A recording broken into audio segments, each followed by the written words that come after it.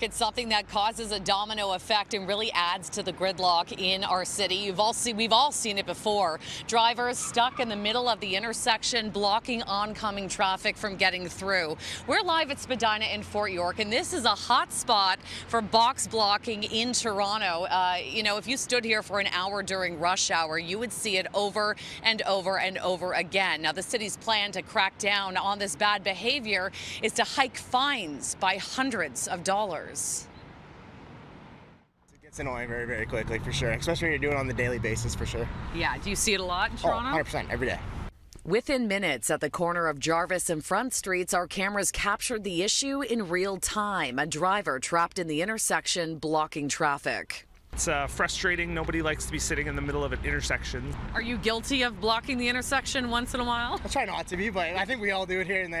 This is a common occurrence on city streets, especially during rush hour. And urban planning expert Maddie Simiatiki tells me this behavior only adds to the gridlock.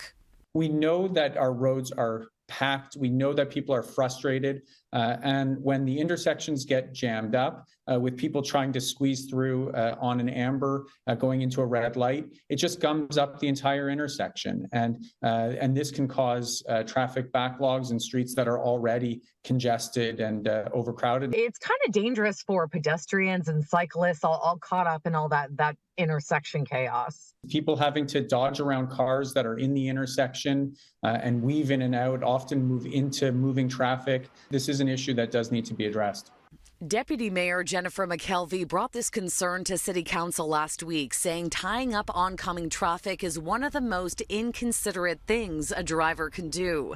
The city is now urging the province to increase the fine from $80 to a whopping $450.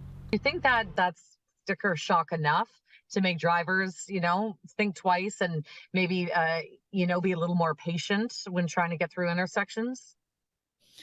I think that any measures that bring significant penalties will do lead to changes in behavior and how evenly is this enforced and who's doing it.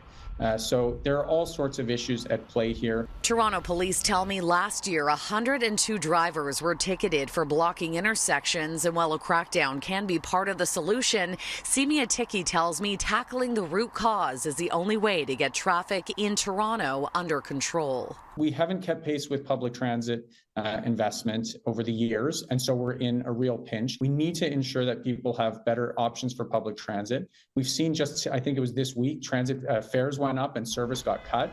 That is a recipe for additional congestion, and the city is gridlocked. Now, if this is approved by the province, fines for blocking intersections in community safety zones would be jacked even higher, going from $120 to $500.